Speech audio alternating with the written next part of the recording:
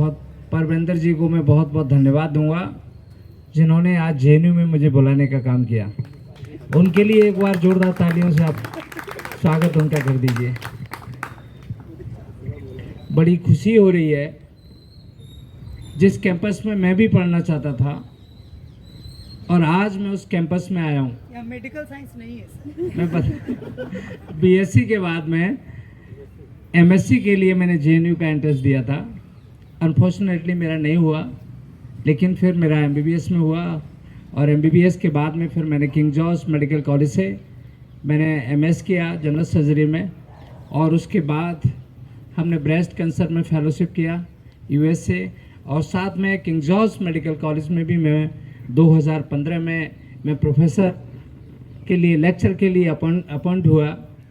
लेकिन मैं कहना चाहूँगा कि आज जिस महापुरुष की आज शहादत दिवस, आज जिनका परिनिर्माण हुआ, मैं कहना चाहूँगा कि वो भगवान बुद्ध की धरती है।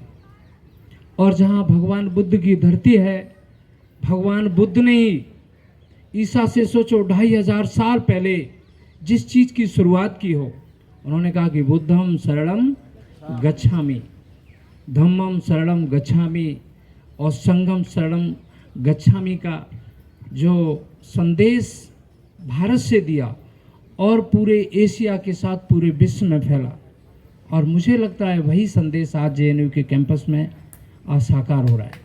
उसी संदेश को आगे बढ़ाने के लिए माता सावित्रीबाई फुले ने शिक्षा की क्रांति इस पूरे भारत देश में लाई। सोचो, ऐसी माता जहां महिलाओं को पढ़ने के लिए अधिकार नहीं था, बेटियों को पढ़ने के लिए अधिकार नहीं था, वो क्रांति महाराष्ट्र से उन्होंने शुरुआत की और वो पूरे भारत देश में शिक्षा की क्रांति फैलाने का काम किया, और उसी क्रांति को आगे चलकर बाबा भीमराव अंबेडकर जी ने आगे बढ़ाने का काम किया। मैं कह सकता हूं कि आज आपके बीच में जो मैं हूं, वो बाबा भीमराव अंबेडकर और तमाम हमारे जो सोशल रिफॉर्मर रहे हैं, बाबा भीमराव अंबेडकर जी ने कितने संघर्षों के बाद इस देश में इंडियन का जो कॉन्स्टिट्यूशन लागू किया, बचपन से लेके कितने संघर्ष है। मुझे लग रहा है कि आप लोग जो बैठे हुए हैं ऐसे सोच भी नहीं सकते, जिसका बचपन ही संघर्ष से शुरुआत हुई हो और पूरा जीवन संघर्षों में गुजर गया हो।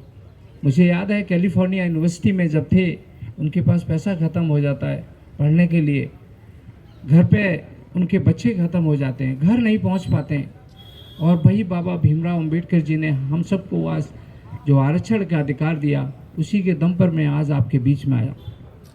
मैं कहना चाहूँगा उसी चीज़ को आगे बढ़ाने के लिए बिहार की धरती से आदरणीय लालू प्रसाद यादव जी रहे हों, या उत्तर प्रदेश से डॉक्टर राम मनोहर लोहिया जी, जिन्होंने नारा दिया संसो पाने बांधी गांठ, संसो पाने बांधी गांठ, पिछड़े पावे 100 में 60, और उसी चीज़ को आगे बढ़ाने के लिए श्रद्धेय नेताजी माननीय मुलायम सिंह यादव जी ने उत्तर प्रदेश में काम किया।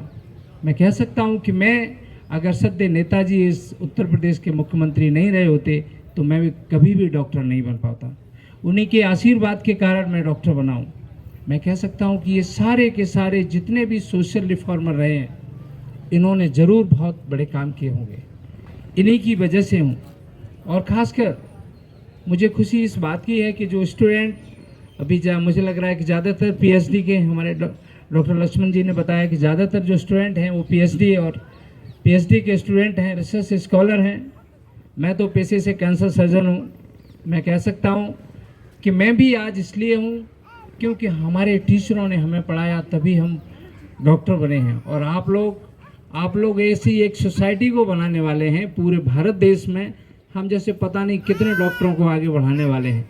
इसलिए हम कहना चाहेंगे कि जेएनयू के कैंपस में जो जगदेव प्रसाद जी का आज जो कार्यक्रम है, इनके बारे में कहा जाता है कि इन्होंने बचपन से अपने स्टूडेंट लाइफ से इतना संघर्ष किया कि संघर्ष करते करते 1967 में आप एमएलए बने, और एमएलए बनने के बाद में जब इन्होंने पिछड़ों की बात की और पिछड़ों के लिए नारा दिया कि 10 का राज 90 पर नहीं चलेगा, नहीं चलेगा, 10 का राज 90 पर नहीं चलेगा, नहीं चलेगा। हेलो, 100 में 90 शोषित हैं, 100 में 90 शोषित हैं।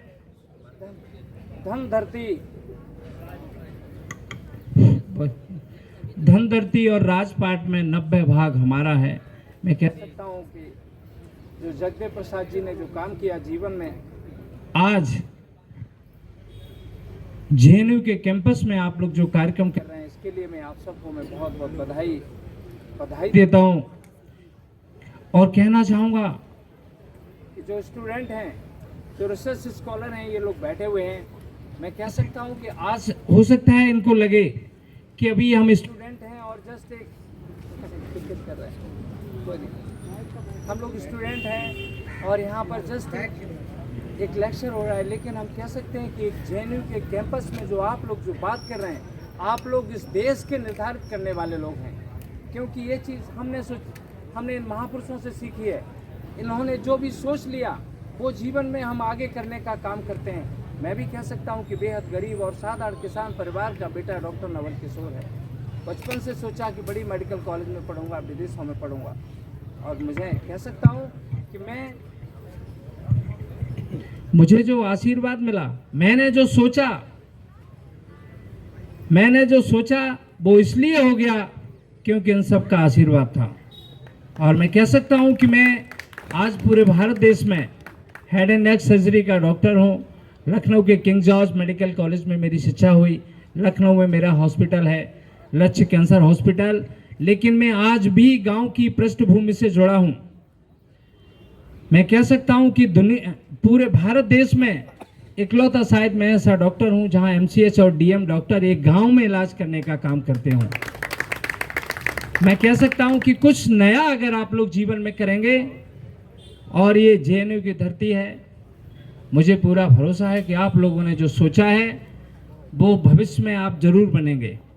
और इसी सोशल रिफॉर्मर के रूप में मैं कह सकता हूं कि आज देश में राजनीति सबसे बड़ी है, और इसीलिए मैं इस बार पार्लियामेंट 2024 में फर्रुखाबाद लोकसभा से चुनाव लड़ने का मैंने काम किया।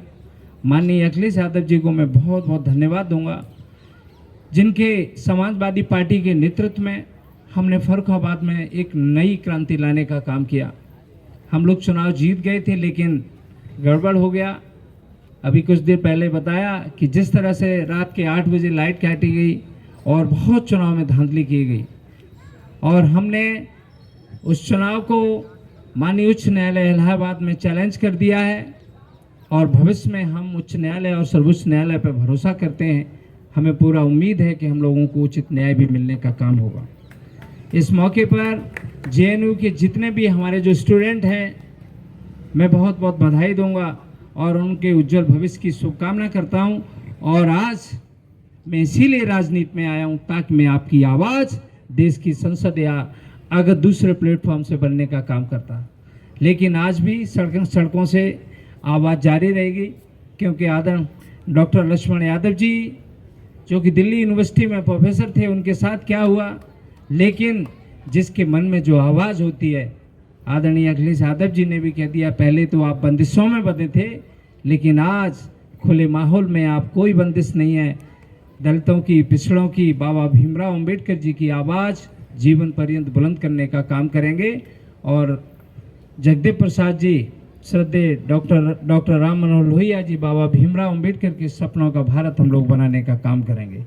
बहुत बहुत धन्यवाद। और मैं जितने भी स्टूडेंट हैं इनको कहना चाहूँगा, जब भी आप लखनऊ में अगर आने का काम करें तो मेरे घर पे ज़रूर आने का काम करना। बहुत बहुत धन्यवाद।